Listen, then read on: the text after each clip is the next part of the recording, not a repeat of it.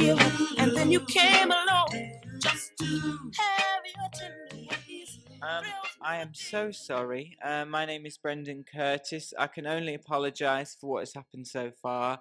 It is forces untold. It is the covidity of the current situation. It is multiple alarms. It is floods. It is drama. It is everything. And we are very grateful for you. To you for sticking with us this evening. Yes, I'd thank like you. to introduce my co-host, Dame Matar. I am Dame Matar. That is Brendan Curtis.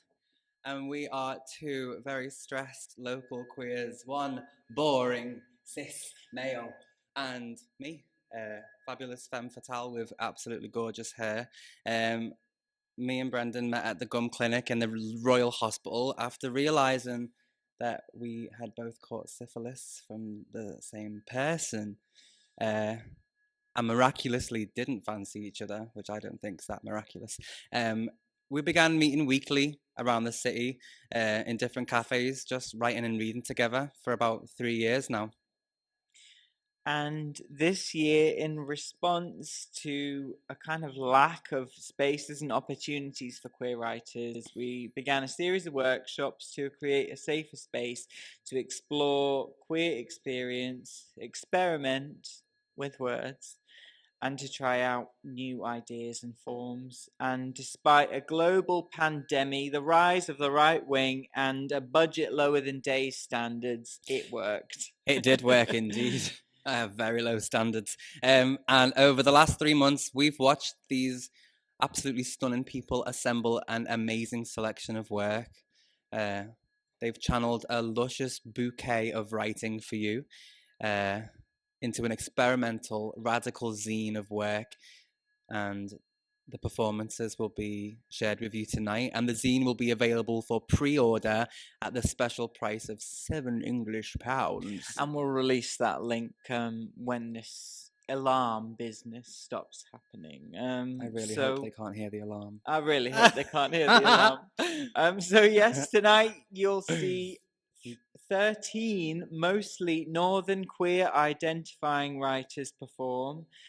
But to get us started, we thought we'd read some of our own pieces that we produced over the last 12 weeks. So, without any further ado, prepare your eyes, ears, and orifices for the Babadook themselves, Areola Grande, or the artist formerly known as Dame Matar. Welcome, Day. Yes, so I have a project that I was commissioned to do by Fact, a gallery in Liverpool city centre. And it's called The River Sings, and it comes out on Sunday. It is a digital poetry project following the moon and the tide for a month. And every day there'll be a new poem for you to read, and this is one of the poems that I'm going to be performing. The scar on my knuckle like an opal comma, embossed, to remind me to pause before splitting the shower panel. White lines on the page of my wrist, so that I might ponder longer, consider otherwise. The poor ploughed fields of my pale thighs. These days, I'm more careful with my body, or maybe it has more to do with pleasure. The 2 candles of my nipples glistening untouched in the collapsed church where I pray, forgetting what it feels like to tip the glass jug of my face towards a truly wanting mouth. If there are any gods, they didn't put us here to talk. They put us here to touch. And if all we have is talk, then put my actual voice inside you. Tell God I would exist without my religious upbringing. I would exist without my parents as the thought of a person. I am the gesture of touch on a downturned face in some lightless window.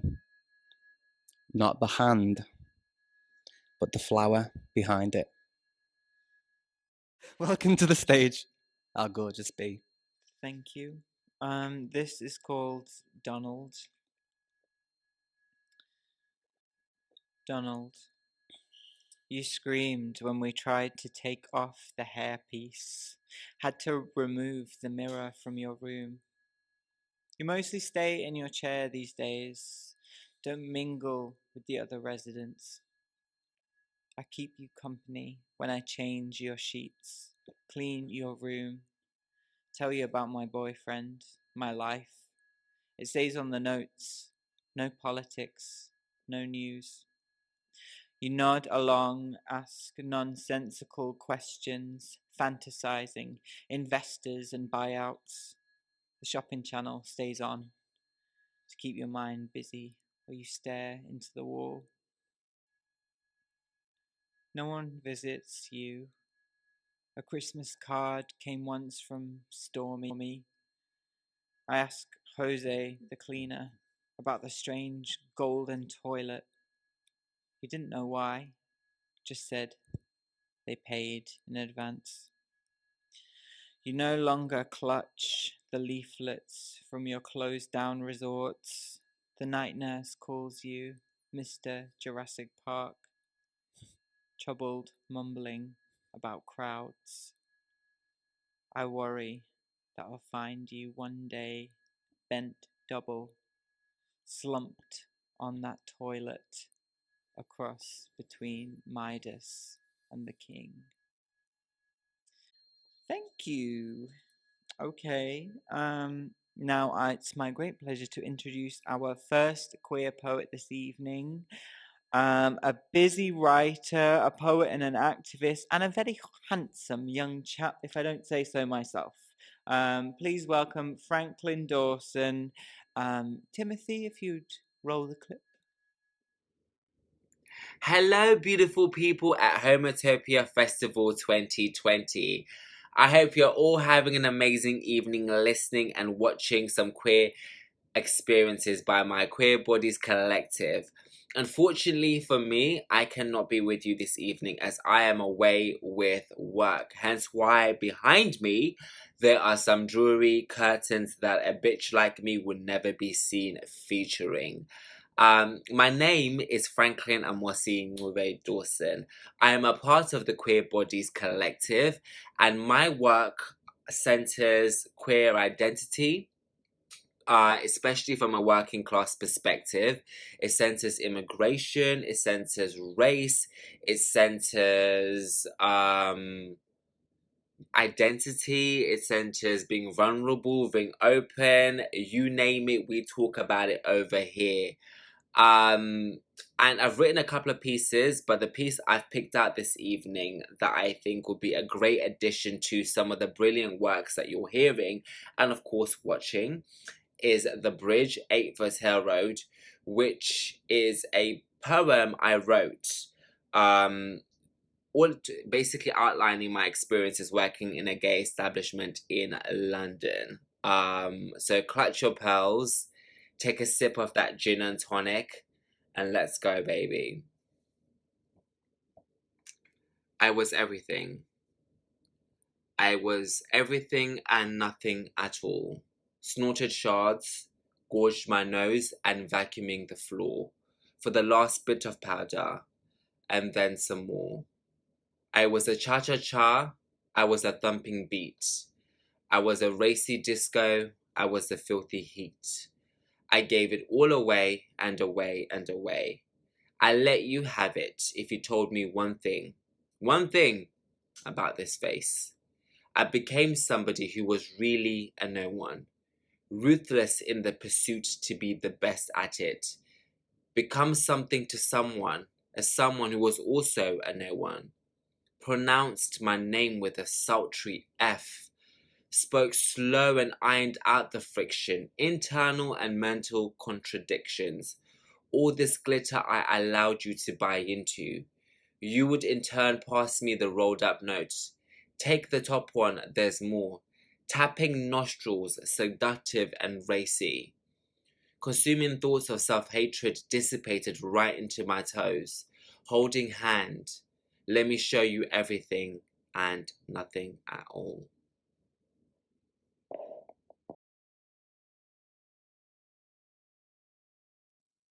Hi there, I'm Peter Scalpello. I would like to thank the Liverpool Queer Poets for having me as a part of their collective. It's been such a wonderful and inspiring experience, and I particularly would like to thank Damatar and Brendan Curtis Burton for facilitating and for all their support and encouragement. I'm going to be reading 4 poems. The first one is called Ode to Tracksuit. Ode to Tracksuit.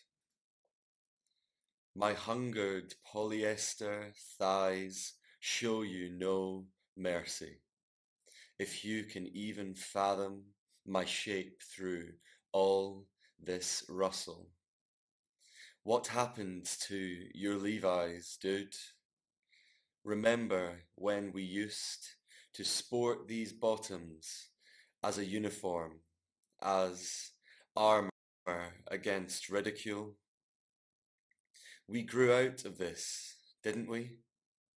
Remember when we donned matching shell suits and drank cider from 3-liter containers that served us almost everything we needed to be able to swallow our retractions and get with the girls by the river, between dregs forming fag holes. I know you remember when we ruined our friendship by circling the inside of each other's cheeks with underdeveloped tongues. The rub of that nothing fabric was like touching skin, and my crotch in activewear could keep nothing secret. Now you jog up to me in Dalston with the same leaden legs that fled from teenage shame, panting for what I guess is reclamation or subversion or both things, but in the form of an easily removable manliness. Remember when we donned matching shell suits and were happy to be invisible? Take off your trackies and show me what hasn't changed underneath. This next poem is called 8 Days. Returning to my mother's home, I discover she already knows I am a faggot since she overheard someone say it on the bus with evidence that I didn't want to sleep with a sex worker in Amsterdam. The same route by Stout River where from the window of a sports car shouts poof, and to my right a man sings IRA into tobacco tins. Where the days spent coming down in bed could make up the years between us, and I am sick up things I didn't even know were inside of me. Everybody at the pub is talking about their childhood and I have to go. It's like being back in the PE changing room, except we're all adults and the world is burning. I am this person again, incompatible with another for suppressing the same potential and confronted with it anew at the culmination of a stranger's after party. I have realized in reverse that she and I both were sad and confused at the same time, just hadn't clocked our act of blurring from and for each other. That I took alone out on myself so that when the dust is swept away, the broom is put back in the closet. This poem is called The Hotline. Since I have more time on my hands, now that my lover must work and I gave up, I watch the hours fill, all transparency between us, like joint aphonia, and give myself to the job of remembering in order to erase. It goes like this. Each night I call the hotline to the deceased, and although they say you know something's wrong when the dead pick up every time, you do. And briefly it feels like being held under the weight of compulsion. I want to talk, I want to pretend that acute tolerance to the living with the undesired and irreversible can be deciduous. When I reach you, you say something kind, followed by something utterly painful, then something utterly mundane. I just wanted you to know, as knowing is a kind of cruelty, about the boundaries I lack and the hands that pull things out of me, about the night in psych bed 28 and that I lied. I don't have a lover, arid nor decent. I just wondered if you'd heard, as herding is communion, that I am affected by the world and the feeling isn't mutual, that I live with desire to do bad for the repentance that chases action. And I realize now that you did too. Maybe it's a draw. I'm not dead, you answer, and hang up from wherever you are hiding. I wake to the moon behind slate cloud. Still the water bends. This is the last poem I'm going to read. Thank you so much for having me. This is Devil Works. In the reptilian this horned skull, the faggotry I once neglected, and tangential victimhood I again entertained, coexist, distinct but sensorially linked. Science, had I further bulldozed both, I could have been the gayest construction worker you ever laid eyes on, all YMCA looking and mid-breakdown. At any rate, I've landed on an alternate form of mimicry, evangelism, decked out like the bent great-grandson of Lucifer, crimson cherub in PVC and knee-highs, divorced from a creator I was groomed to love or be in love with, source of an endless eye roll on behalf of the street preacher, his camp little megaphone calling for my eternal incineration. Religion, were I devilish enough, I'd mince upon its unorthodox pedestal, sibilanting archaic love and radical acceptance. Praise the idiosyncrasy, a blessing, the only kindling in hetero sight, graced by the foil of a nation's communal pipe, held safe by something at least. I had the fire stomped out of me an eternity ago.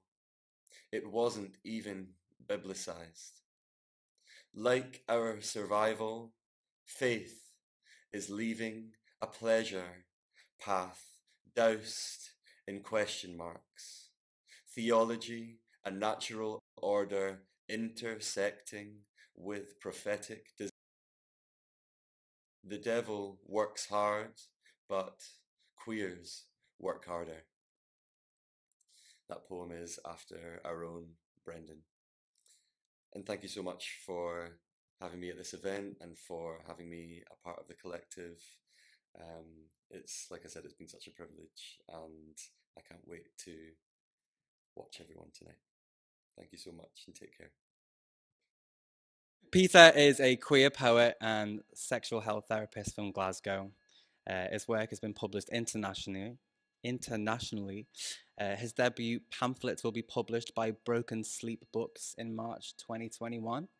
It feels really strange to refer to your disembodied forms, but without any further ado, a man who needs no introduction because he's written one himself. He's fresh as a spit bubble on a baby swan's beak. Please welcome Mr. Felix Mufti. Hello, I'm Felix. I am an actor, performer, writer. I do a bit of everything, really. I'm signed with the Queer House London, and I have a theatre company called Transcend Theatre. We're supported by Homotopia's Queer Core programme.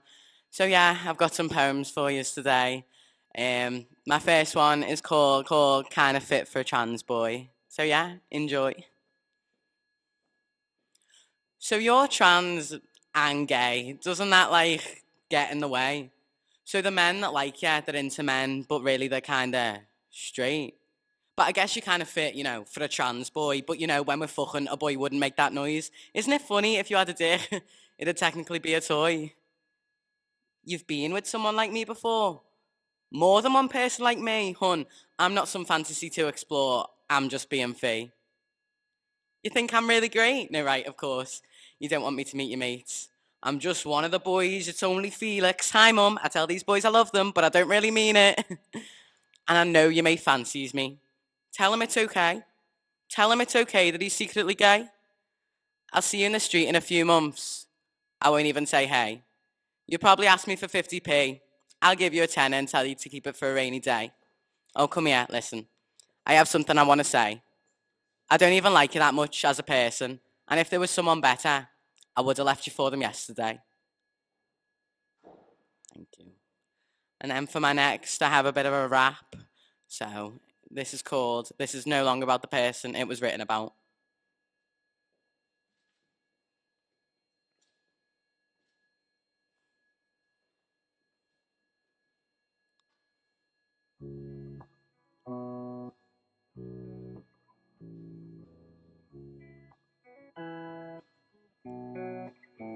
It's 10 in the morning.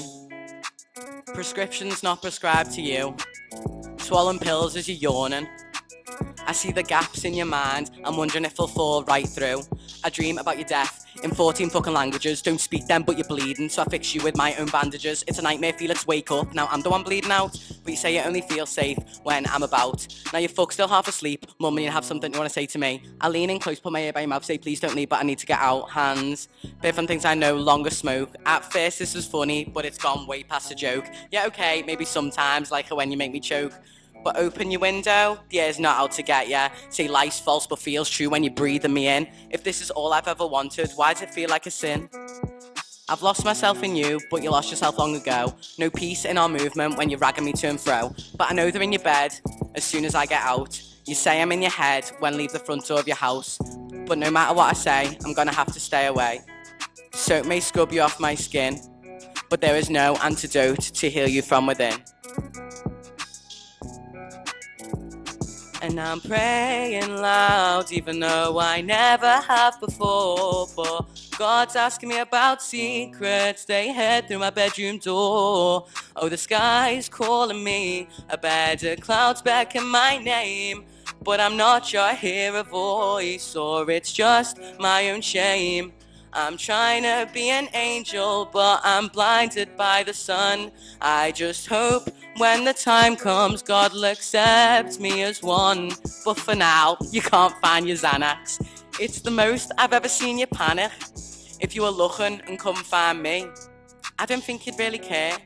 You just go back to the bed I made. Doesn't take losing me, takes losing your drugs to make your body stare. I hear you cough and splutter in your dreams. I wonder if it's things you're trying to say to me. Now you're awake, you want to look in my eyes even though you can't see straight. It's 10 in the morning. Prescriptions not prescribed to you. Swallowing pills as you're yawning. I see the gaps in your mind. I'm wondering if they'll fall right through.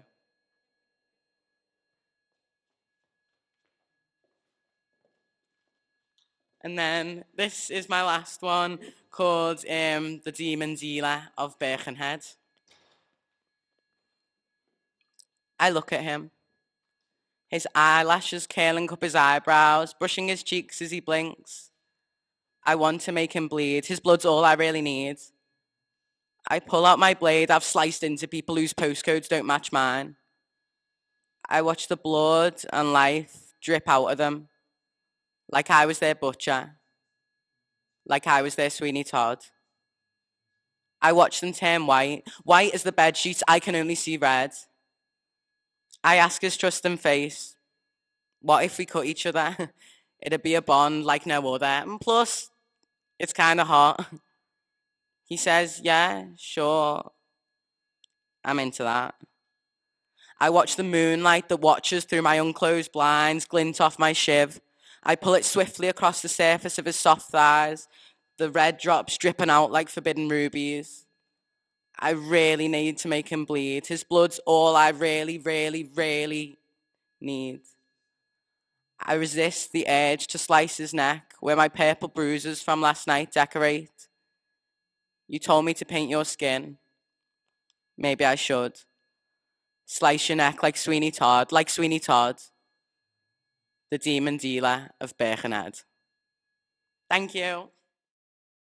Next up, we have the delightful Mixtress Luna and Tom Hessen.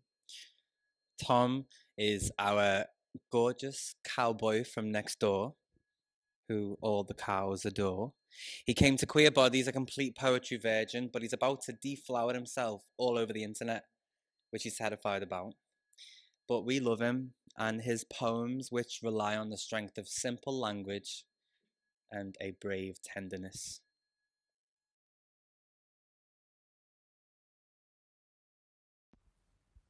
Joint.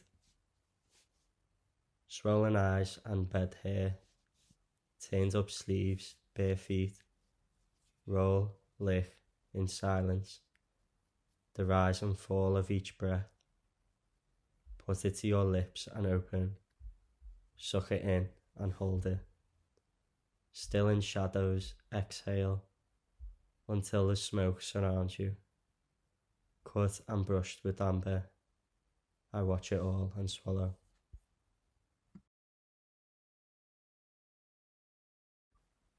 Work from home.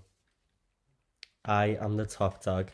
Type the big type, chat the chat, and spit the spit. I decide your number, the size of your pot, what's left for snorting, close of play. Make sure this email finds you well with milk for guzzling, low-hanging fruit. Accept your invite, Zoom, meet, eat in your designated window of hunger, but refrain from excess shitting. Wear the gown, throw the hat, but hit the clock. 8:59, not a second later. Know you're good, but never better. I am the big cheese, I stuff the cheddar.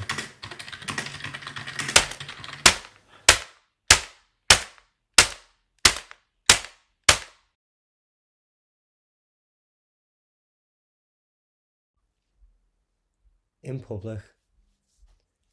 Do you remember the walk back? Some song blaring, the last drops of wine burning a path inside us, and you kept catching my eye on yours, and you glanced to the houses, to a man in a field, and then to me, to my lips, leant in, mouth already curling at the corners at the thought of it, the thought of him watching, and kissed me, and it felt like diving. And when you pulled away to see if he saw, to tell me you'd never done that before, you could barely catch your breath.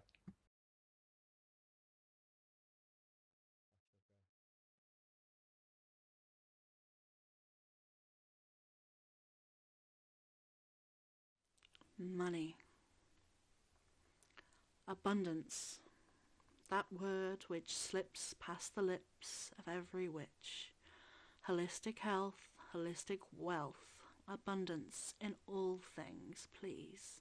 Money to cross the bridge, money to gain access, money to get the diagnosis, money to die, money to drink, money to grieve, to care, to breathe, money to survive, to find, to fund the kind of life I could afford. Abundance. Gold glitter, white eggshell, fennel, mint and cloves, in wooden pestle and mortar. Drip by orange candle drip, step out of the sea salt circle. Cross the bridge, out of town and keep crossing. Take the dead bodies of the emotional support rats down to the river. Dig their graves with borrowed tools and scrape their names onto stone. Leave them there and keep leaving. I pray for strength, for a kind of hardcore grit and determination to live fueled by spite and cigarettes and spit and blood, to frolic on the fringes of society with the addicts and the immigrants and the weirdos who would offer me money for company. Dance, Playboy Bunny, dance. Then later we'll hide and count the bills out again and again. Fat stacks of cash. Therapy, a home, a business of my own, a space to regroup, re-evaluate and reveal. I pulled money from thin air and candle smoke and dicks in throat. Gold doubloons and coins clatter to the floor whenever I remove my bra. I summon deities and demons, back arched, hips twisted, fists full of silk sheets. I conjure my best life, wanking on camera beneath a new moon. Mixtress Luna is a 26-year-old non-binary sex worker, poet and activist based in North Wales. Their work usually revolves around sex, gender, desirability and beauty politics. They enjoy talking to strangers, lucid dreaming and holding fat stacks of cash. Over to you, Day. Okay, so next up we have Lindsay, who is our queer Harley Quinn. Lindsay is a spoken word artist with an interest in how art can be used as a tool to ignite social change. Lindsay writes mainly about friendship, femininity, sisterhood, sexuality, fake news, and 90s music. Hi. Thank you so much for bearing with us. We hugely appreciate it. So I wanted to do this piece because I wrote it during Queer Bodies, and I ended up writing a piece with the title "Spell to Conjure My Early Noughties Teenage Self." So I'm gonna do that right now. 1. Arrange the following in a circle. 1 Lancome Juicy Tube in the colour raspberry. 1 Diamante Drop belly ring in the colour silver. 1 pink Game Boy, and a broken Furby, eyes half closed.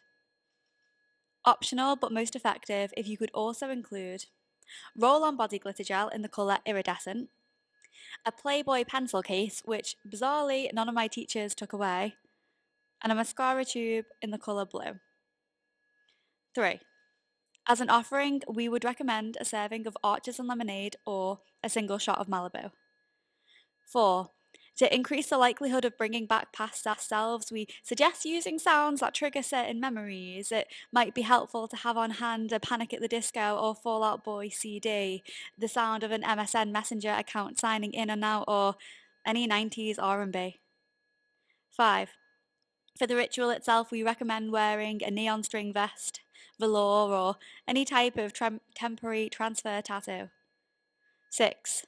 It is helpful to learn a few moves from a dance mat to help create more of a mood. 7. Sacrifices are not necessary, but if desired, we recommend this forgotten about Tamagotchi. 8. Add into the relics a handful of tear streaked journals and the same-sex couple on cycle 5 of America's Next Top Model that generated some deep questions on sexuality, and your spell is almost complete. 9. If successfully conjured, it's likely she'll need feeding immediately. Part 2. A banishing spell for my early noughties teenage self. 1. Now that she's resurrected and coming to the realization that life is in fact not an American high school movie, it's likely she will be angry. 2. You may notice the smell of burning. We ask you not to be alarmed. It is simply the scent of over-processed hair meeting a Babyliss hair steamer.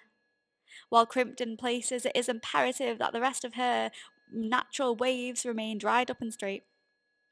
3. Snip the strings on her Morgan PE bag if you wish to slow her down.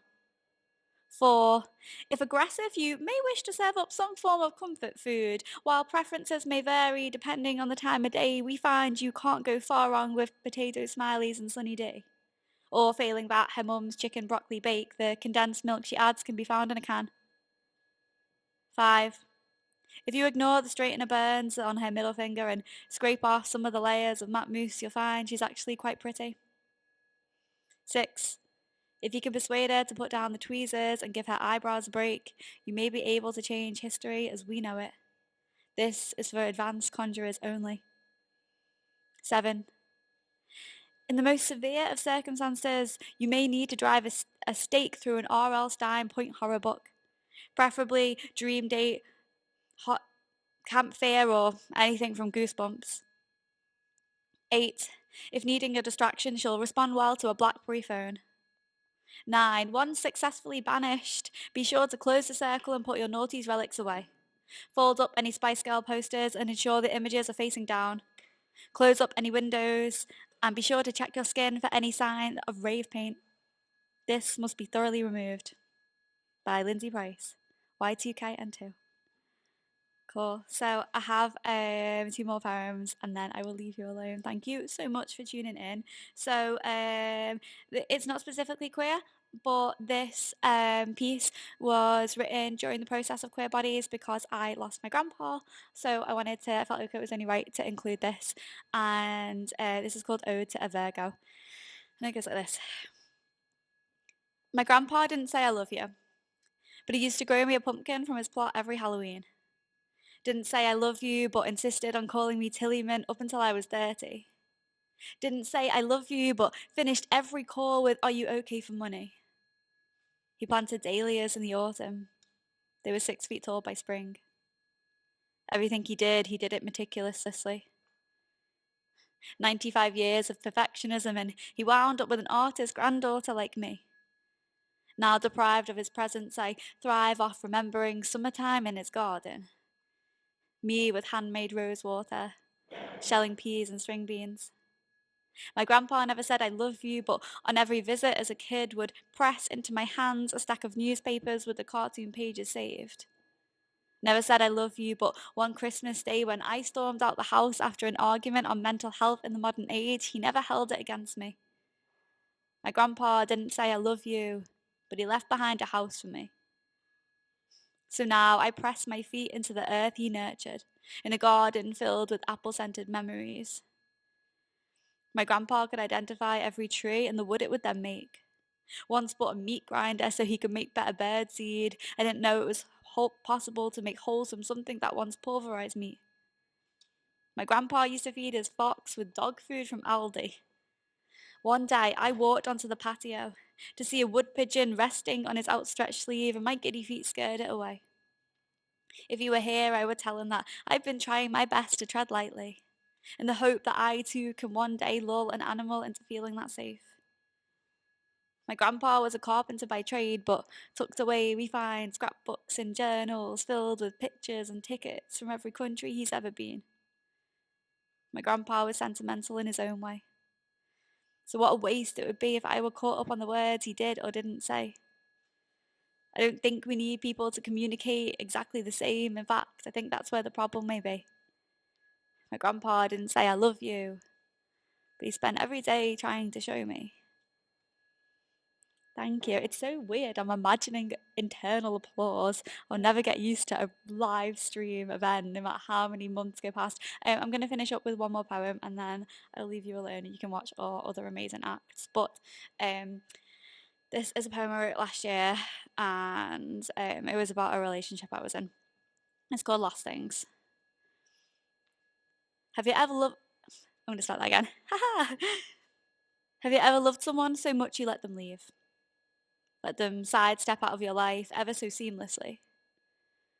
I wish I could quote Emily Dickinson and say, I wish you a kinder sea, but like leather and teeth, some things in this world just not meant to be that sweet. Ultimately, we're both worthy of being loved properly, but I'll tell you this. You could have had all of my poetry. For now, I'll remember you howling with wine in your blood and a full moon in your heartbeat. In many ways, I feel like you saw the woman I could be, but we're on different pages, books, bookcases, even different libraries. I'm a mile up in the sky, and you're 1,000 kisses deep, and to be honest, we're just superheroes with a lot of anxiety, so it's time to move on. Take advice from the animal kingdom and snap the necks of the young who won't make it. Because our situation is certainly not the time for us to be squeamish, so today I took a breath. Today I divorced my ghosts. Today I performed an exorcism on the very depths of my soul, but because of you, I'm learning to leave myself love notes. Because of you, I no longer see my body as a hand grenade, despite the fire that's in your eyes. You taught me to feel safe. To move forward, I'd say to get your hands dirty with life and consume more of the things that fill you. But to close up wounds that cut this deep, well, that's not something you can rush through. My mother tells me that I need to know this world is tough. Now I look both ways when I cross the road because this was dangerous enough. And does anyone know the exact difference in which two magnets can no longer feel an attraction? Because I've tried trains and hotel rooms and I can still feel you. I've tried not talking on the telephone, but I can still hear you.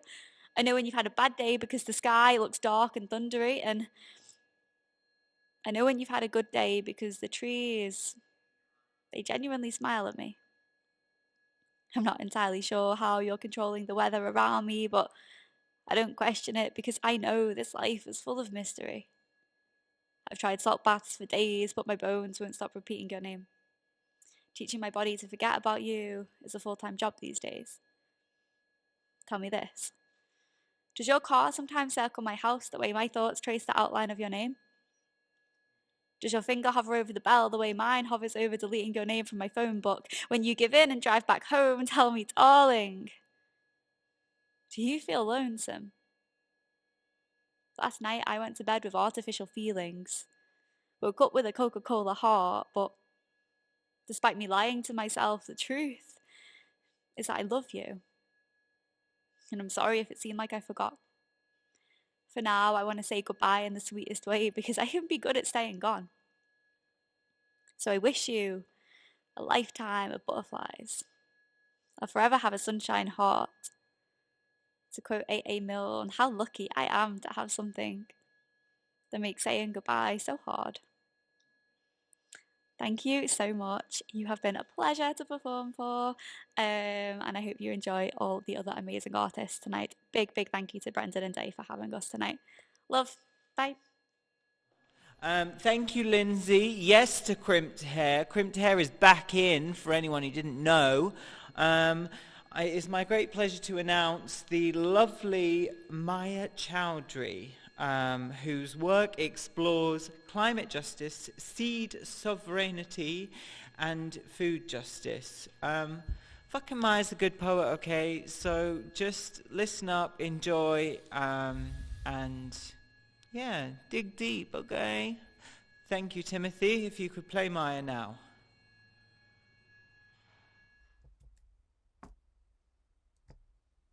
A projector instructs a seed on how to grow in a post-human world. Caution: do not read humanness into any of these instructions. The exclamation point within an equilateral triangle is intended to alert the user to the presence of important operating and maintenance. 1. Intended use: I am sun-to seed. My burning light tricks you into sensing warmth, into casting aside your winter skin, having a feeling for growing. Use often: in this permeance absorbs oil molecules and stutter green breaths. 2. Safety labels: I instantly regret this LED trickery when you shiver and die of starvation in the cold barren winter earth. 3. Package contents: later I switch on, shine my photons, peer into the dense blackness of oil, sense a faint electrical current with my diode. It is the snores of you sleeping. 4. Installation: A. I made a mistake, you are alive. B. I'll light up the possibility that my crystal rectifier and your cells could be alive from opposite ends of the spectrum. Z. I am light, not sunlight, but 21st century protons intermingling with 2 million tiny mirrors and a thermonic tube. Surely you can see that. 5. Adjusting the projected image: I feel inferior to the brilliance and power that is the planet of sun. I am human-made. I am made for entertainment. I would like to have a purpose beyond my inbuilt obsolescence. If you could just consider my rays as a growing mechanism. 6. Adjusting the projector focus: I have read my circuits and it should be possible. Think allegory of the cave meets digital micro mirror device, a cell chimera of a cyborg. 7. User controls: puppets flickering on a wall. Shadow play meets the 12 noon reflection of the sun on a branch. These are all ways we could control each other.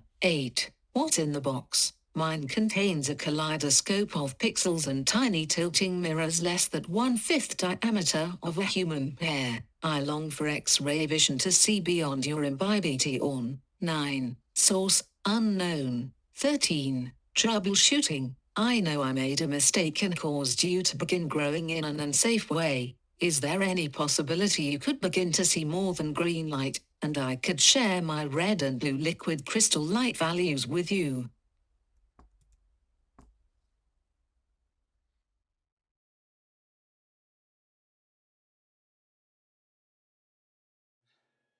I'm constantly impressed by Maya's work and the amount of effort that they put into it. Next up, we have my gorgeous, beautiful, transcendent, non-binary sister, Alma Renee Lipari. Their work explores intimacy, sexuality, and relationships between queer people. They're interested in capturing on page the unspoken feelings that spark between individuals, the complexities that come with blossoming feelings, the languages that love speaks through us. Usually a prose writer, this is the first time that they will perform their poems live. So I am going to read 2 poems and then I will play a video with another poem. I just want to take a minute to thank Brendan and Day and Homotopia and everyone here. It's been an amazing journey. But here we go. So the first poem is called Venus. Undress me slowly, stunned before me in my nakedness, admired and exposed at the Louvre. No arms to touch myself, my entire body burdened by desire. Caress my divine cold with your warm fingertips. Observe my expression morph as a crescendo of shivers ascends my marble spine. Lift and carry me through the empty halls of your house. Lay me on linen before worshipping me. Pleasure me because I say so, my faithful devotee. Run the tip of your nose from neck to nipple. Hold your chick against my hip. trace erotic verses along the inside of my thigh. Heal every wound with a kiss. Ferry my desires safely to the harbor of your mouth. This next poem is called Ambrosia. Candle-lit dinner, stuffed mouth, flavorless food. Stand up, walk towards you. Satiate my hunger. Stop eating, inquisitive stare, mysterious smile, silent query, no answer. Sit on your lap, wrap my arms round hairy neck, tilt your head back, lean forward, lick plump lower lip with thirsty tongue. A moan in your hands, exploring lower back, soft skin under black velvet dress. Suckle on your earlobe, as if ambrosia dripping from dove's beaks. I plunge with ravenous mouth, leave a mark on your skin for him to see when he'll fuck you tomorrow. Thank you. And then my last poem is gonna be produced, well, I don't know. Thank you so much.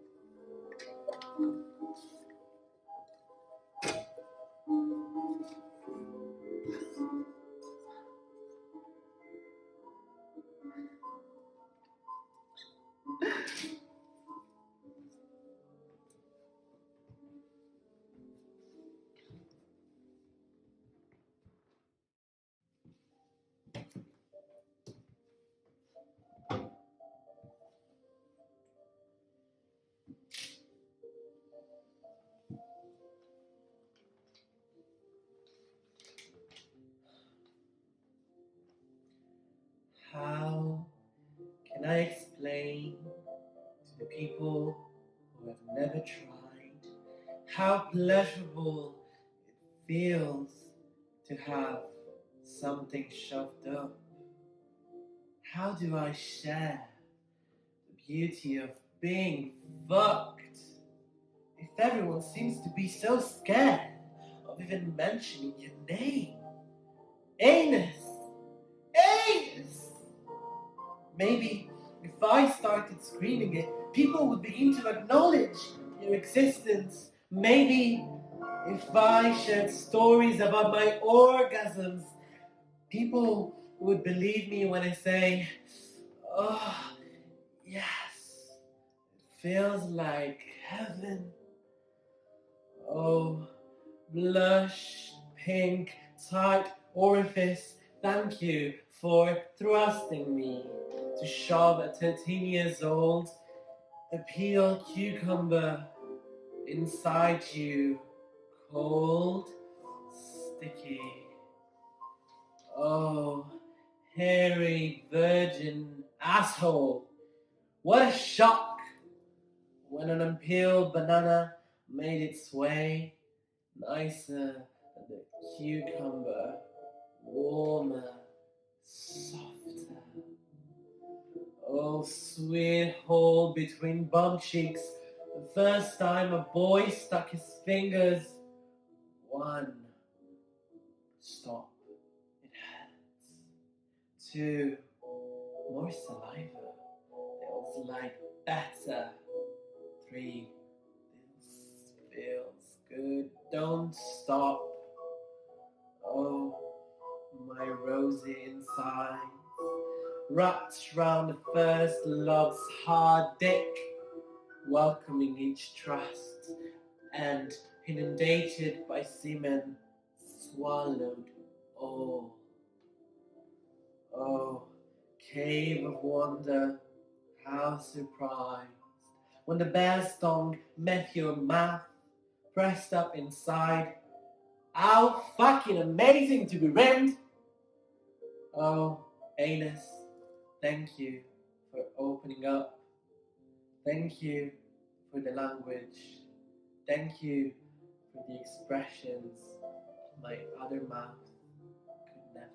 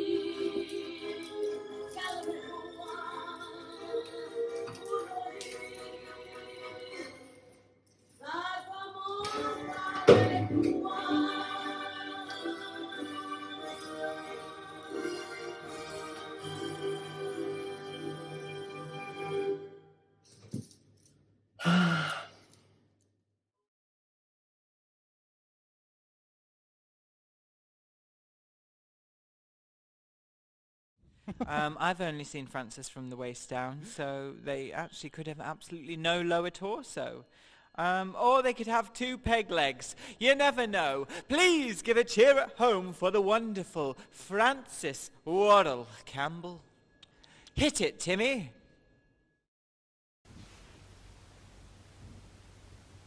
I've always been a kind of poison, come out the womb and hit the ground running. Small girl in a tight dress, able to make the men stare, make their eyeballs fall out their heads. We used to kick them down the street, giggling, break open like marbles, those pretty cat-sized ones your sister used to covet till I shoved them down her throat. She was gaggling and gobbling like a turkey, the flap of skin on her neck quivering, a perfect décolletage, soft and pink like a newborn puppy, like a raw skin. Rubbed myself all over with a pumice stone until I shed dead shards onto the tiles. Out on the street again, a fuckwit tries to jump me, but I jump back, slash at his face with my talons. My biceps are ripped, man. I'm no pushover me. I'm like one of those toys that never fall, only wobble. His bottom lip is going, did I make you cry? Fill his black cavern like the alley reflected in puddles like the ocean, only thicker, like yogurt, salty yogurt. When I get home, my mother is watching TV. She's rolling a mint around her mouth like an insult. I hear it clacking against her teeth. Whenever my mother eats, she never finishes her plate, and I have to scrape mashed potato and ketchup into the bin. She's always on a diet, my mum, but never admits it, throwing clothes onto my body instead of confronting hers. You've got the figure for that jumper. No, I could never wear it. I'm too big in the bust.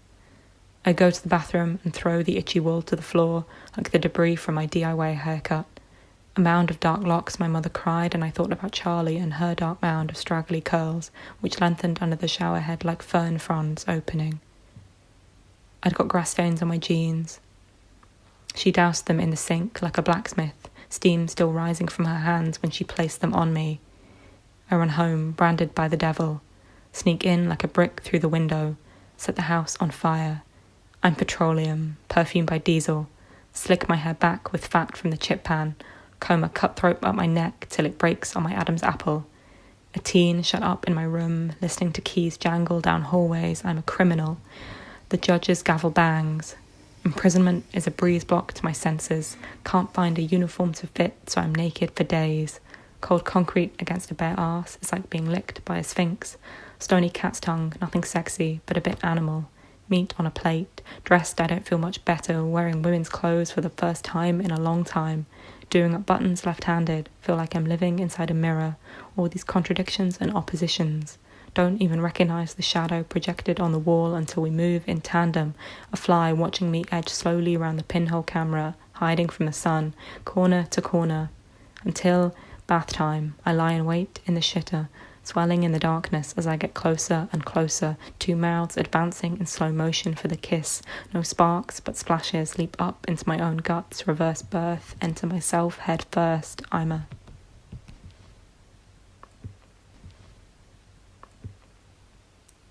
Butchery. Butchery is the attempt to husband handsomeness, not with a phallus, but with a knife.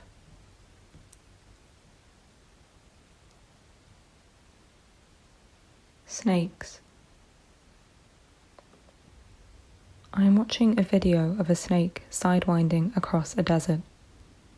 The voiceover tells me that this is the fastest way for the reptile to get around. Speed aside, it is also the best way to cross loose, shifting sand, as only two parts of the snake are on the ground simultaneously.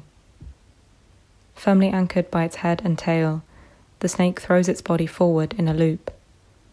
When that lands, the head is thrust forward. As soon as that lands, the tail is brought up, and so on. I am that loop, and that loop is me. Like a snake biting its tail, a Nokia 1998 snake. A snake consuming itself, eating all the way up to its head until it's teeth over teeth, and the whole thing turned inside out. The tail emerging from the mouth, the way you turn a pair of socks inside out. This snake is the wheel of time, and as long as it keeps eating itself, I will keep living, which will be forever, because once the snake has finished, I start all over again. As the tail of the snake returns to its mouth, the first day becomes the last, and I hold a simultaneous christening and funeral. This deceasing nativity is a self-sustaining balance that pivots on the hyphen, each side weighted, neither side touching. Time is not a fine granular substance, like sand, but it is a snake eating its own tail. The strange movement creates discrete tracks. There is no smudging, and individual scales can be easily picked out from the remaining pattern. Snakes suggest that everything is both discrete and continuous, segmented and ligamented, flat and rounded. The Ouroboros' job is to hold everything in suspense. They tell me that their body consists of links on a chain. They say that this is the great chain of being, but I know it is actually the food chain because they are trying to eat me. I am going into their open mouth, but it feels like putting on a golden necklace. The snake has forgotten that they are an Ouroboros, and so their mouth is already full. I slip my head through the only available hole, the center. I am garlanded by a cold-blooded tube, haloed by a dry writhing thing. I have put my head through the Ouroboros and come up like a turtle through a ring. The snake climbs to the top of a tree and tells me that here snakes aren't liars and distorters of reality. They say that the Ouroboros promises unity and harmony. It's all in Jung if I want to know more. Would a snake this self-sufficient, both able to slay itself and bring itself back to life, need to seduce me with fibs? The circular snake is totally innocent. It didn't speak to Eve. No words can come out of its mouth, only snake, forever and ever. Knowledge is still to be born, and yet to die. I cannot tell the difference between good and evil when I am hungry. I cannot be naked when someone's lips are around my waist. But there is a hole in this chain of thought. I turn around and see a skull where 2 eggs were previously. I did not think about poison when I let it bite me. I know I shan't die, however, because the Ouroboros is also a philosopher's stone which gives the bearer eternal life. The philosopher's stone is hermaphroditic, achieving the perfect balance between male and female elements. I am the one finding it hard to keep my balance under the snake's words. They are going round and round my head. The words, not the snake. A proper earworm, and now I have snakes on the brain. With a snake on my head, I am an almost bald Medusa. Freud maintained that the terror the witch inspired was a reflection of the castration complex aroused in young boys when the sight of female genitals makes them aware that women have no penis. As phallic symbols, which presumably lie not only on her head, but wherever hair might be found, the snakes overcompensate for her lack of a dick, a proliferation of penises that terrifies man. But if I have just one snake up here, what does this mean I have down there? A man is sat in front of 2 stone tablets, which might also be enormous buttocks. From his sightless eyes stream 4 tears. This head, balanced amongst 6 mounds, appears to be crying. Beyond him, the snake circles, aiming its head at his behind. A hymen is usually donut-shaped, a thick ring in newborns that stretches and wears away with age. The snake offers this crying head a hymen. Watching his back from behind the granite cheeks, I imagine the sphincter tightening, squeezing gently, snaky mouth sliding over snaky tail. A ribbed rattlesnake, the purist's pleasure. A little death is the only way to conceive. There is infinite reproducibility in the daily grind of living hand to mouth and front to rear. In it I know the real meaning of world without end. The only way to reconcile my velocity's forward thrust with a desire to stay still is to wind sideways.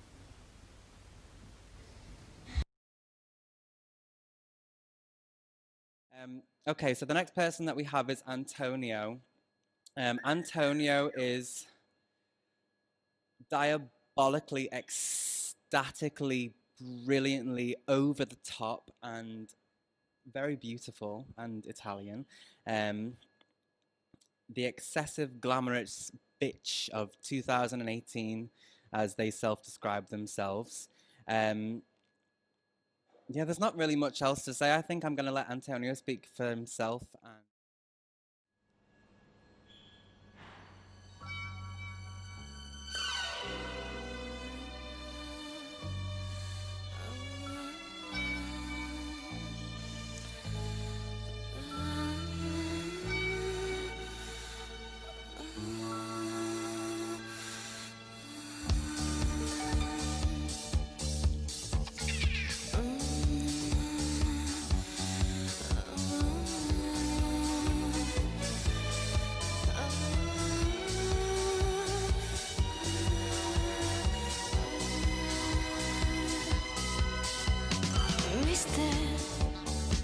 Your eyes are full of hesitation. She makes me wonder if you know what you're looking for. Baby, I wanna keep my reputation.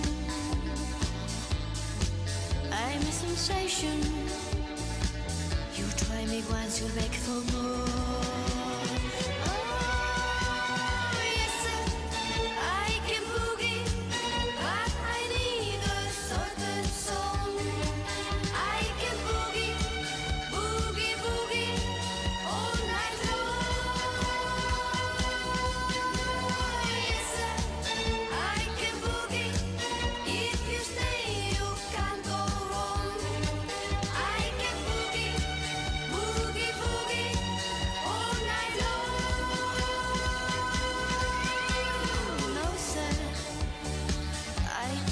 Very much like talking, no, neither walking. You wanna know if I can dance? Yes, sir. Already told you in the first verse, and in the chorus, if you want more chance. Hey, yes, I can boogie, but I need a certain song. I can boogie, boogie, boogie all night long. Yes, sir, I can boogie. If you stay, you can go wrong. I can boogie, boogie, boogie all night long. Yes, sir, I can boogie. If you stay, you can go wrong. I can boogie, boogie, boogie all night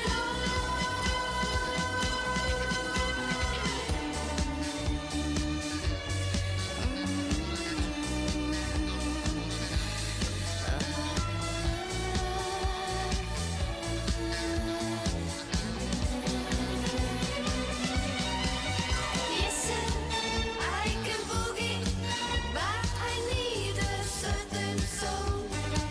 I can boogie, boogie, boogie all night long. Yes, sir, I can boogie. If you stay, you can go wrong. I can boogie, boogie, boogie all night long. Yes, sir, I can boogie. If you stay, you can go wrong. I can boogie, boogie, boogie all night long. Yes, sir, I can boogie. If you stay, you can go wrong. I can boogie, boogie, boogie all night long.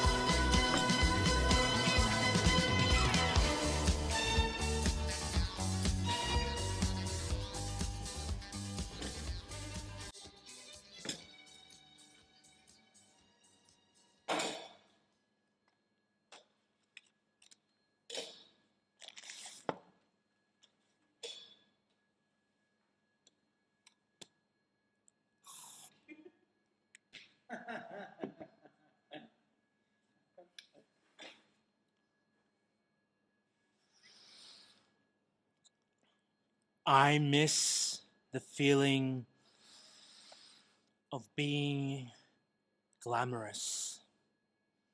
Pleasure, arrogance, delusional plunging into fuck me pumps, delusional drunk, in love with myself.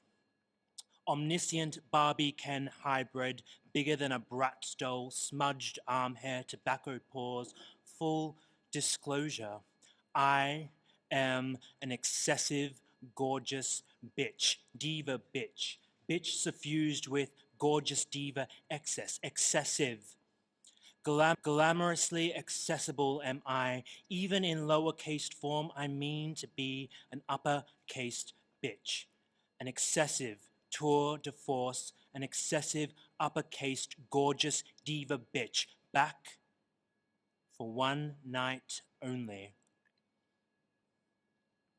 I miss the feeling of being gin-soaked on the 86th floor, Armani suits and raver boots, miss dancing honcho disco diva bitch on a Thursday night, dancing with Nat and what's-his-face. I miss bigger than myself glamour, too big for my boots, glamour plunging into fuck me pumps on a Thursday night.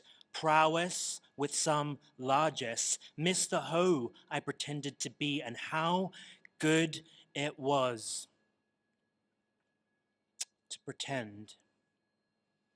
I miss the men gawking at me, tits out, no modesty, an excessive diva bitch, snatching coochie in Fiorucci. I wanted to be hot tamale, hot sauce, hot damn, hot AF. AF. I miss the feeling of being glamorous. Here I am, boys. Come and get me. I'm at the 86 tonight, Smith Street, Honcho Disco, you know, Thursdays dancing with Nat and what's his face? Full disclosure, I miss 100 men offering me a lighter. At the 86, I was like Marlene Dietrich, an excessive, gorgeous bitch, delusional, plunging into fuck me pumps, back for one night only. Just this once, an excessive diva bitch.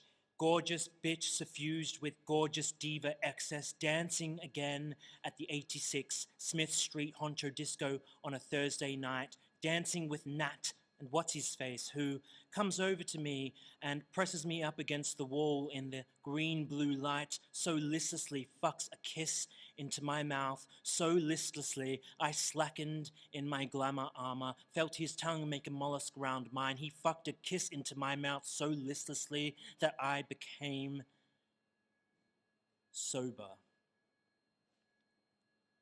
I miss the feeling of being glamorous.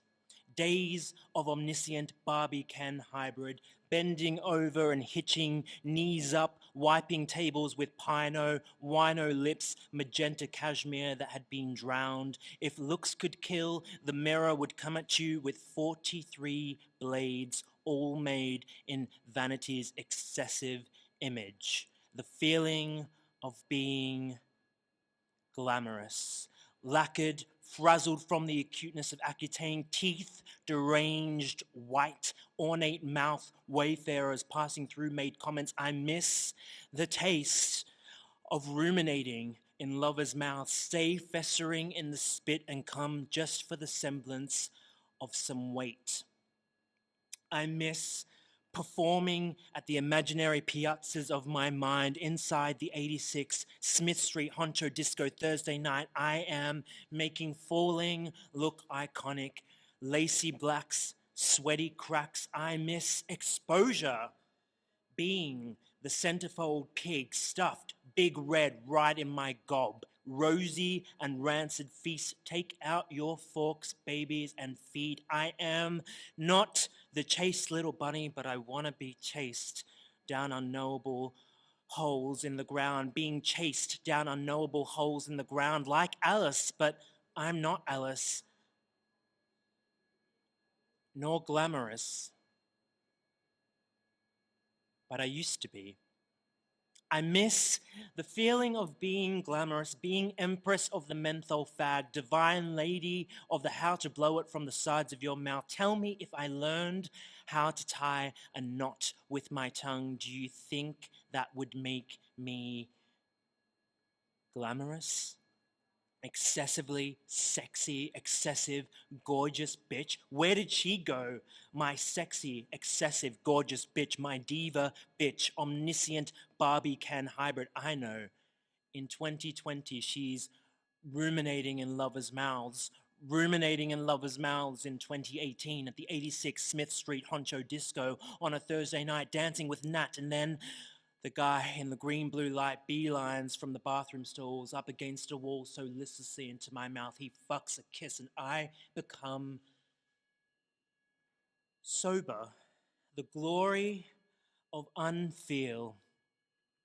How good it was to pretend. The glamour of knowing I was his best fuck that month. Nighttime concubine, blushing red like a communist with a secret.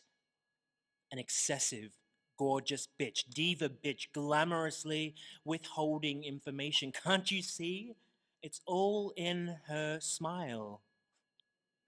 She's saying, I miss the feeling of being glamorous. I miss the feeling of omniscient Barbie Ken hybrid, the feel good of pretend, the 86 Smith Street Honcho Disco dance floor, dancing with Nat, excessive, drunk and plunging, Marlene Dietrich and fuck me pumps, menthol fag blowing empress, smoke from the corner of her mouth, tobacco pores, sweaty and ready for a cock up the ass.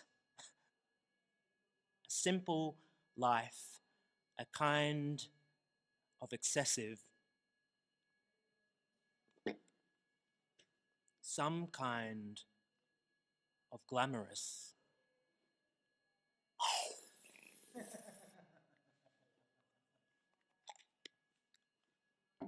Thank you. Thank you, Antonio. That was absolutely stunning. Now, I'm tired of holding this spray bottle. You're tired of seeing me spray it. So, for God's sakes, hullabaloo and bitchity boo, I've got a thumbtack in my left shoe. Now, please give a hearing impaired clap to B. Albanese.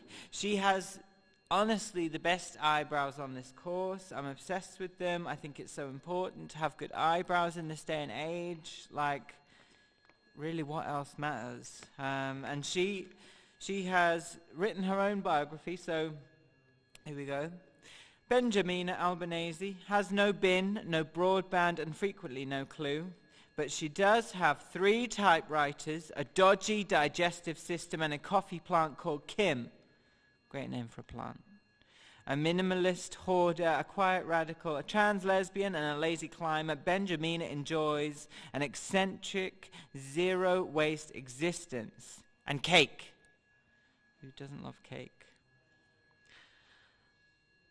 Now, I want you to just center yourselves all at home and give a silent or extremely loud verbal applause to Miss Benjamina Albanese.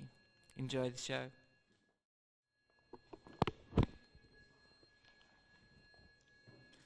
Hello again. It's good to see you. You don't recognize me, do you? Do you remember that time? No, wait. I won't trouble you with past crimes. Not just yet. It's fine. What's important is I remember you. I'm an old friend. Never really went away. Lived just out of sight, you might say. Where? Well, for a start, I've lived inside your eyes. Seen the way you look at your thighs. Notice every hair out of place. The dirt in your nails. The shape of your face. Narrow hips and lacking tits. When you were younger, you were fit. And look at you now, you lazy cow. Those mirrors don't lie. Those photos don't lie. Those glances from strangers you pass don't lie. Okay, close your eyes. There are other places I reside. I've infested your ears. You know, those whispers that feed you fears. Those things I spin of your blood and tears, loudest when you think that you're alone, creaking through the empty rooms in your home. Oh yes, I know your ears well, but you want more. I can tell.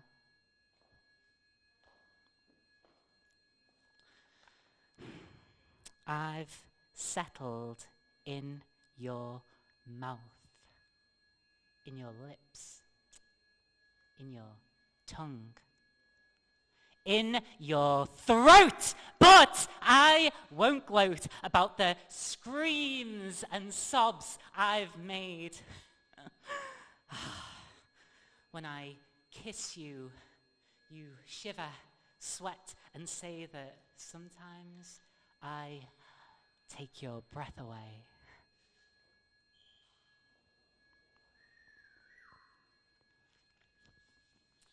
I've populated your fingers.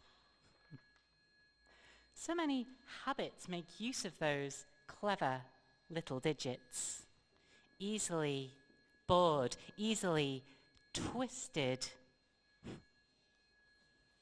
They play so nicely with the things that hurt. Scratch an itch, pick a wound. You keep that pain finely tuned. scrapes and scars, close the curtains to their lessons and play again some more. I've festered in your feet. Of course I have. What could I prove if I didn't follow your every move? Jog, scramble, sprint, go on. I've seen just how fast you can run. And when I catch you, that is when and not if. Well, then you're done. Don't worry, you'll never walk alone in scorching sun or moonlight glow, in drowning rain or winds that blow, in hail, in storm, in fog, in snow. Every step you take, I know there is nowhere you can go. I've infested your sex.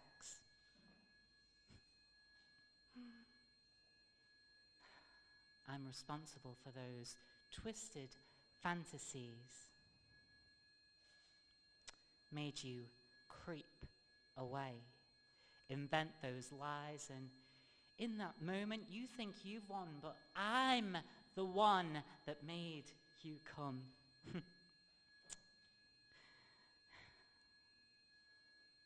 I know the guilt can feel tough, but you've not nearly had enough.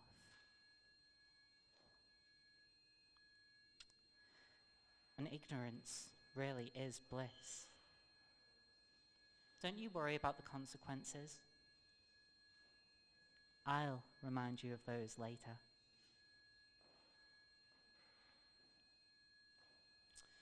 Look, I'm sorry. You feel like you've progressed, that you no longer often feel depressed. Moved on, escaped the pain. Is that so? No little hint remains? How's work these days? Boss, still a dick? Well, you'll keep your mouth shut and just put up with it, 'cause he's right, you know. Where else would you go? You need money. You need to spend, to feed that hunger, to pretend that you are fine. You're right. Let's go out for the night. It'll be fun. Slut yourself up. Invited friends? How many will come? I'm sure it's not because of you. Buy a drink. Buy two. Third one's on me. Wonder where you'll wake up and with who. Indulge in a meal with your partner. Let the happiness resume. Then catch the reek of my breath upon their perfume. Watch a film with your brother. Play a game or two. You'll never tell him that I'm there too. You've got friends now. I understand, but if there's one thing I can't stand, it's your denial. You're ignoring me. I can wait. Patiently. I'm not going anywhere. Other than where you're going, of course. You are mine. And I am yours. Shh. Lay down your weary head. Nothing's hiding underneath your bed. Actually, I'm in it. And you can ignore the fact I'm there. Dream up sweet memories. Come on, let's share, because they're mine too, so bring them to me if you dare. I'm ravenous, I'm toxic, I am... Pretend you don't know my name. But you can't hide from me. Not with wit or wealth. With tricks or health. You can never hide from yourself.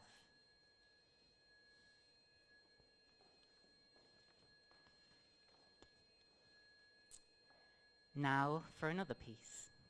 This is called Dark Matter. Letters set in A-N-I-M-A-L. How can they define my facets? Perhaps think viral. If I am viral, being is mechanical, evolving, competing cousins, taking over. They queer seek. Alphabetical scaffolding placed around me. Eat those letters, digest. Ascend.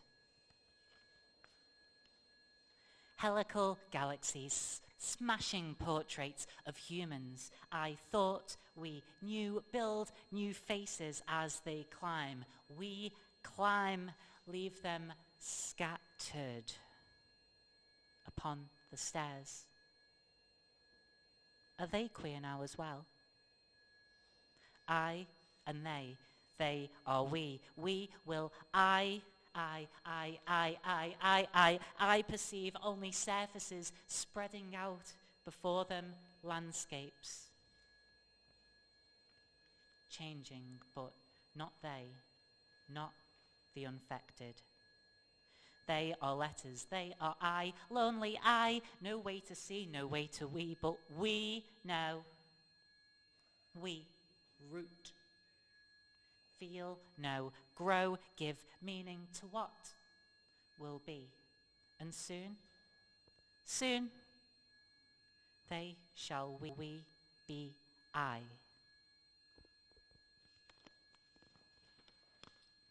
Right, I have one more piece for you. This is called Witch. I remember your hands. Piercing, rebel, punk soap mohawk hands.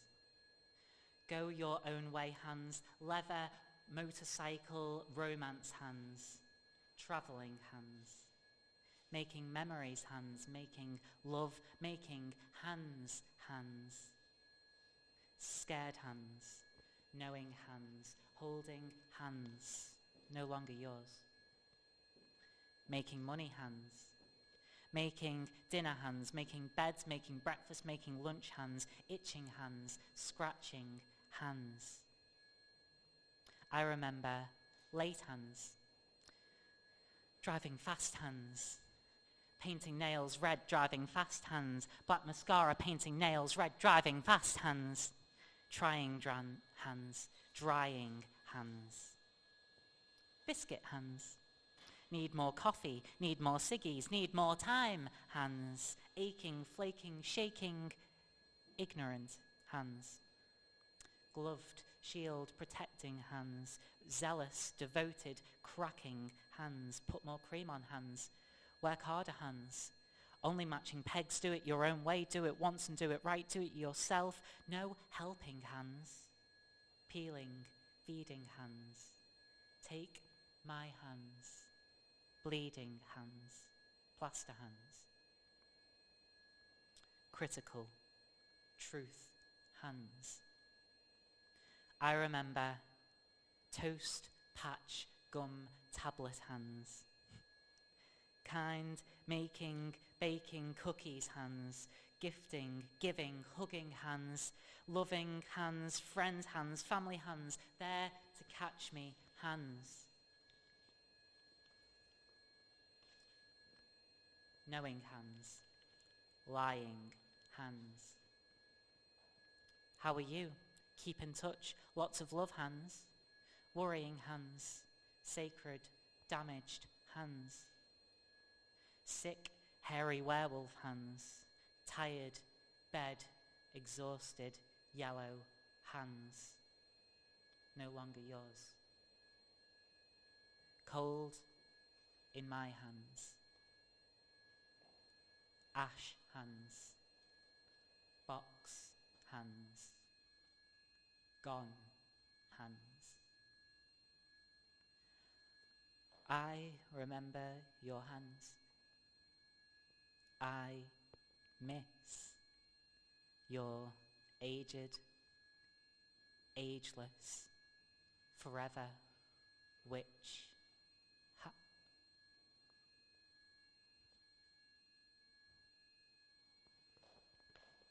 Thank you. I think those hands just summoned the ghost of Sylvia Plath. I think that was a seance for Anne Sexton's spirit right here and now. I swear to God, that was the most stunning, captivating. I'm looking that way because I'm looking right into her demonic eyes. That was stunning. Thank you so much, B. Thank you, love. Oh my God, that was intense. I would really, really, really like to welcome our next performer, who's standing just over there with a gorgeous headpiece on. Her name is Rachel. She has gorgeous hair. She's a fat activist, disabled, queer, working class writer and performer interested in the political debris associated with stigma, body malfunction, mental health, intersectional feminism and identity, obsessed with the quiet domestic yodels of madness that we all experience. She explores and yawns through the bodily and domestic, looking for rituals or ways to better shape or address our realities. Thank you for having me. And I've got 3 poems for you. The first of the 3 is called Inflame. Moving as is fibre, as is slumber, as is forbidden, restrained. Moving hips inside soft and sumptuous fat, my decadent health. And yet, warm is horrendous. Warm fibres inflame, employ my frame, inflame, rotate and flex. As if all the horrors of my body are somehow aired in autumn air, its crisp, cooler, heady soothe. You're lured in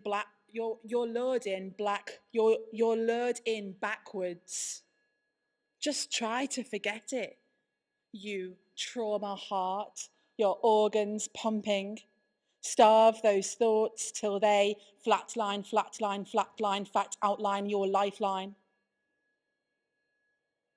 Brains in cycles, bodies cyclical, sexual, muted. With stretching is gurgle, is youthy, leaning is cobra, is healing. And with ice cold floorboards on your underbelly, your arms now outstretched like branches of a palm stroke of a knee plant. You kind dear, sincere queer. Cells restore, recall, and honor them. These cells restore, they recall, and they honor them. Their offering is plea. These treacherous and rusty, supple worlds inside me.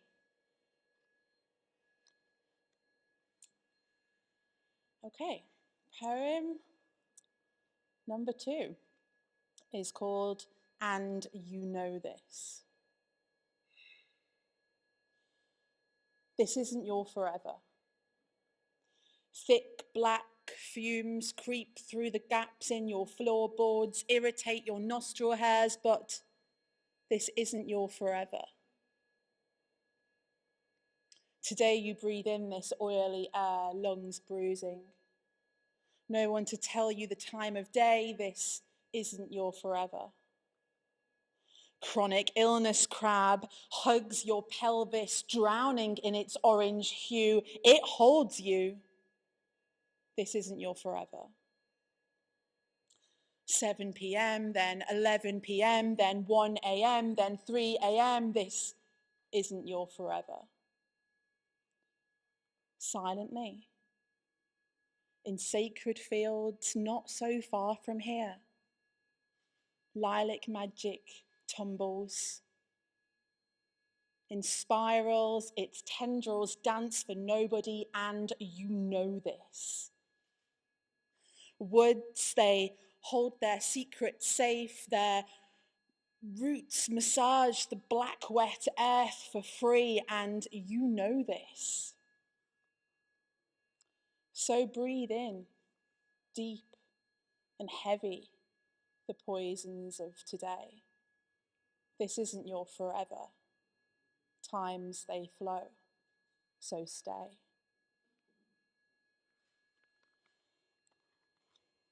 Okay. This poem is called Leave the Landing Light On.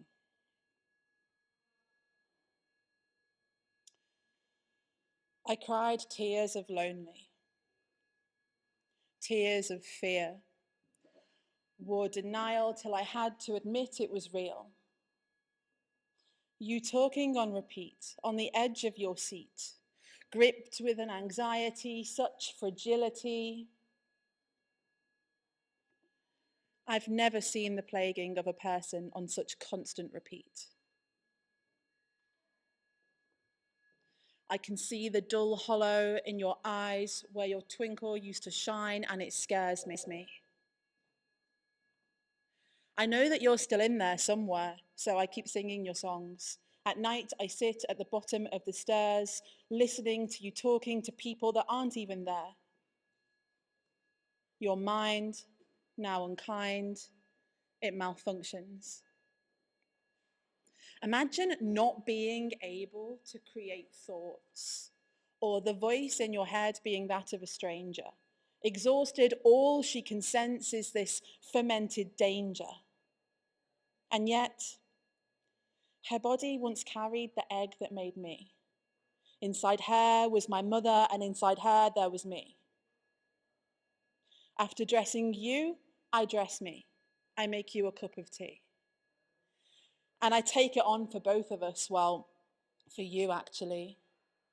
I take on your fear. I look demise, if not death, in the eyes, and I say the white lies that you need to hear. Because at the end, all any of us really want is for somebody to be kind to us, somebody to hold our hand and make it fine, hand us over fresh clothes and leave the landing light on, so we don't have to lay in the dark not understanding who we are.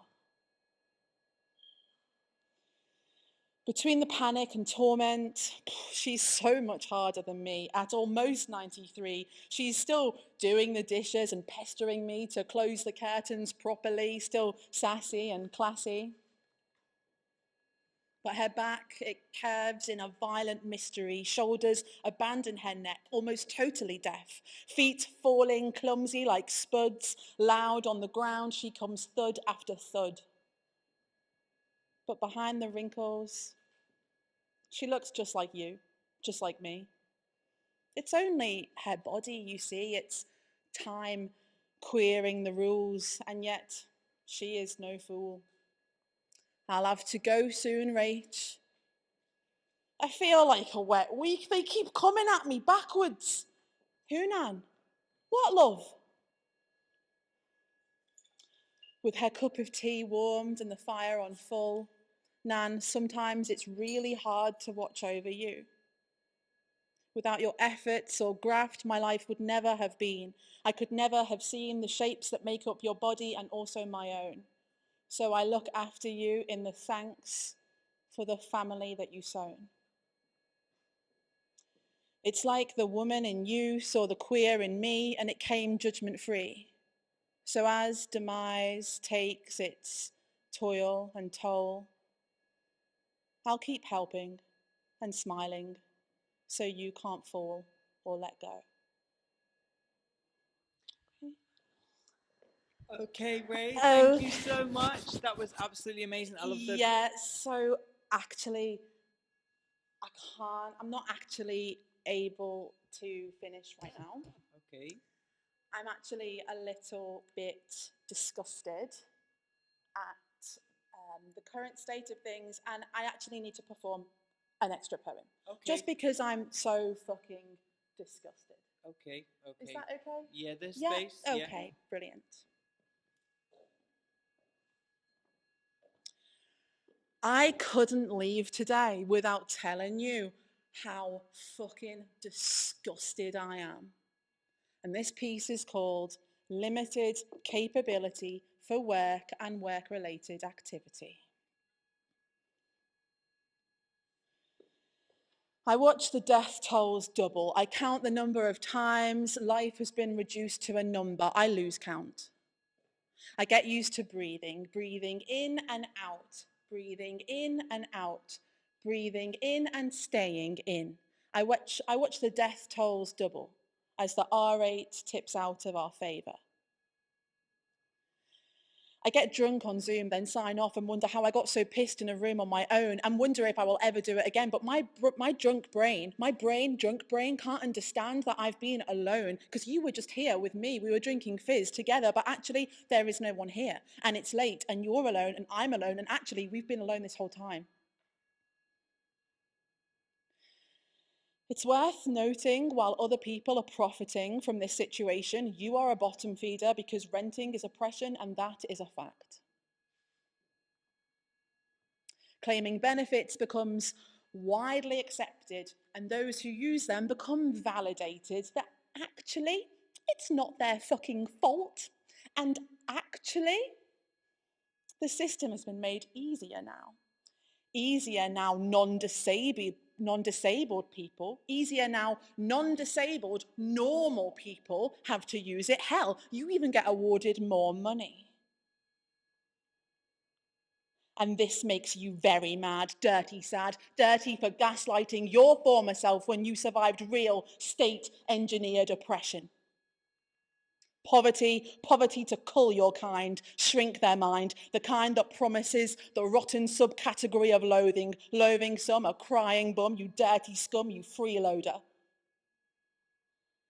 Did you know that if you claim this benefit in the UK, then you can't work at all, not legally, not even to gain experience, not for an hour a week? It's against the law, and if you do, they will cut you. They will cut your sense of self. They will cut your ambitions to suit their system, and they will cut your income.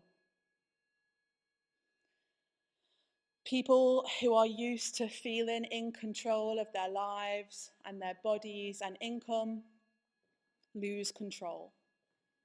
And that made me smug for almost a month, and no, I'm not sorry. It's only the members of the upper classes that say shit like she's got a chip on her shoulder.